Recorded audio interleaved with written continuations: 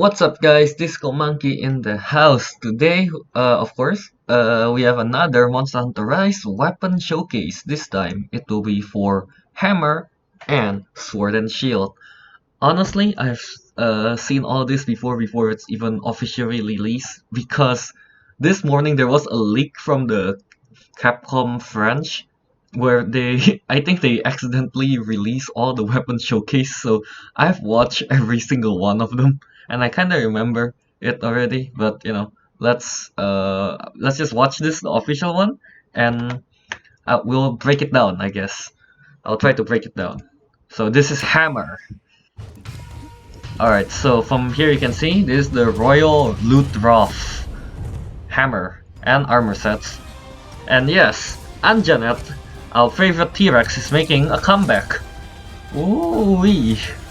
Look at this. Now the spinning attack can actually be comboed into another move. If I'm not wrong, in World you can't really do that. But then again, who uses the spinning one? And here, now you can do the spinning attack without a slope. And it seems like you get hyper armor when you're doing it. Yes. There, you can do it after a charge, before a charge. That's nice. And then, we've seen this before, yeah. We've seen this one before. Hits the monster up, and no, hit it again as you're going down. Pretty cool move, hammer, as always. A simple but deadly weapon.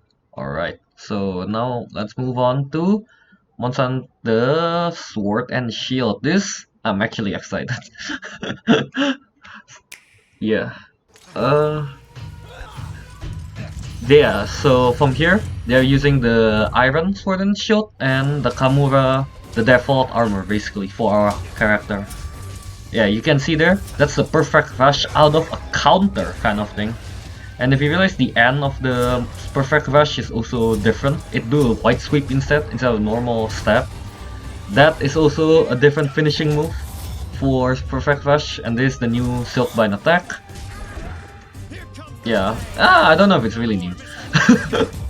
And this, we've seen it in the first announcement trailer, yeah, where I mistaken it for a new weapon, but it's not. It's pretty cool, honestly. It fixes Sword and Shield problem, that it has short range, so yeah.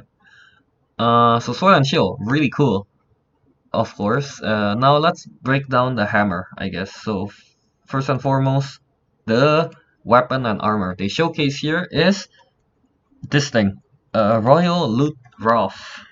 It's a starter monster to what I understand. It's a beginner monster, yeah. So, but I'm not particularly a fan of the armor design because it just looks like a puffer coat. But it's a cool design, of course. Really, it's like, yeah, just like the previous games one.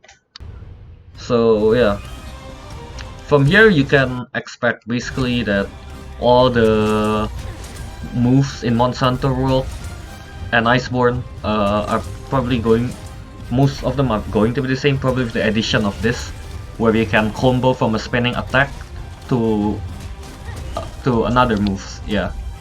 But basically everything else should be the same. The triple Y, the upswing, the upswing, golf swing that recharges, yeah. And then, so this is the first, what is it called? Silkbind attack, which I think only uses one, whereabouts, oh no.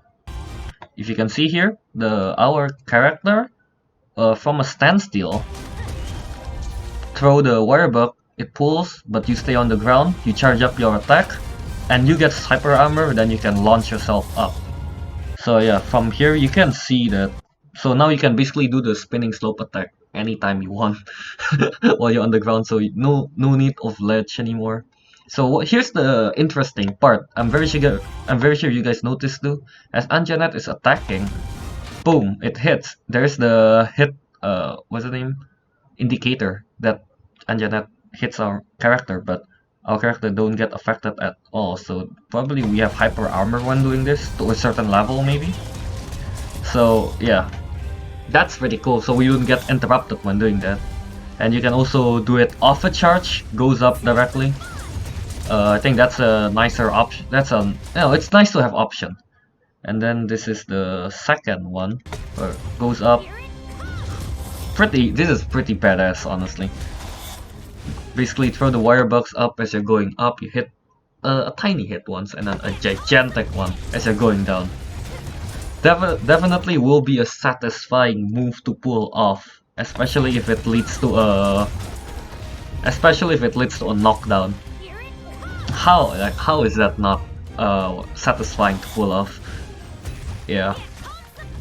So you know, Hammer still keeps its simplistic playstyle, and while adding cool new moves. So yeah, basically the recap for this, for Hammer, basically same thing as Monster Hunter World and Iceborne, but the only difference is that now I think from the spinning, the horizontal spinning one from the third charge can now be led to another like combo, and then now you can do the spinning slope attack that's in World, but basically anytime you want. You can do it without any charge. You charge it up as you know, before you launch it, or you charge it up before, then you directly launch yourself up. And of course, the new moves, which is, I forgot what it's called. This one, whatever, the Impact Crater, I think. Yeah, Impact Crater. So basically, you go up, hit the monster, a tiny hit to the monster once, and then another big one as you're going down. Will be a satisfying move to pull off for sure. Yes. Now let's move on to Sword and Shield. Basically, we've seen this armor and weapon already. This is basically the default armor for the Kamura village, and this is, I think, the Iron Sword and Shield. Yeah, that's a cool shape, honestly. Not the usual kind. So yeah, in here we get the confirmation of Kulu-Ya-Ku. So yeah, this is the most interesting part. Basically they're pretty much only showing Perfect Rush here, but look at this. As Kulu-Ya-Ku is about to attack, our character gets to a kind of stance. It's not a back hop, it's a standstill stance kind of thing. But it will counter, boom, you see here the counter indicator. Then you directly go into a Perfect Rush. So this is really cool. And yeah, also the finishing move, you don't stab and latch onto the monster anymore. Instead you do a spinning attack like that. Let's see that in full motion again. The counter, the Perfect Rush combo, and then yeah, the finishing is different. And the back hop is still there. This is like the normal Perfect Rush, but the ending, look at this. You stab the monster, goes up, then you can do the like plunging attack kind of thing. Pretty cool, honestly, really cool. And then this is the Falling Shadow, the Silkbind attack.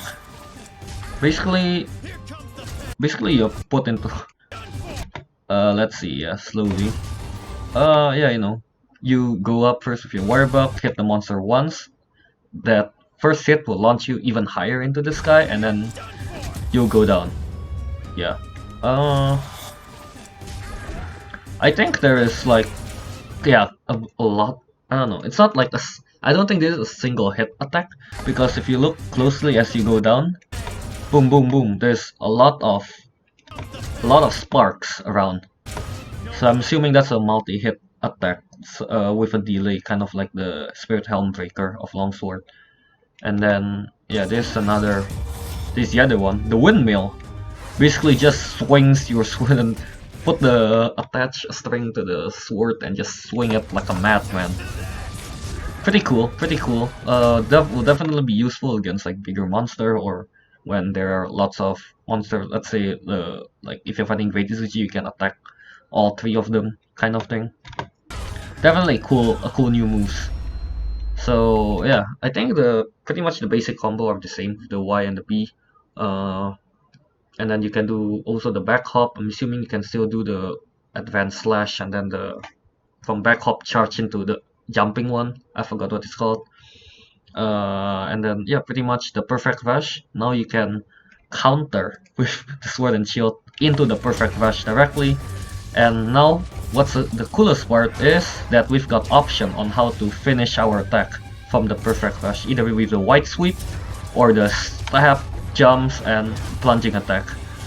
So yeah, the pretty much that, and then the Silkbind attack, which are the you go basically throw the wire back up, hits the monster one that will send you higher, and then hit the monster as they're going down, which I think will give you a multi-hit attack because yeah, as I mentioned, you can see a lot of sparks coming up. And lastly, the windmill wire back attack. Basically, you swing your weapon around in a wide area. So yeah, pretty much that's it for the hammer and sword and shield. Not much to add. So yeah, hammer still amazing to play. Simple and satisfying to pull off, especially if it leads to a KO. Sword and shield still mobile as ever. It can counter now, which is amazing. The fact that you can have options now how to end your perfect flash. And the two new Silkbind attack for Sword and Shield is also pretty flashy, pretty cool. Yeah. Sword and Shield is I didn't pick up Sword and Shield until quite late in the base game, and in World I picked it up a lot after the Perfect Flash buff. So I'm really excited to use Sword and Shield again for Rise.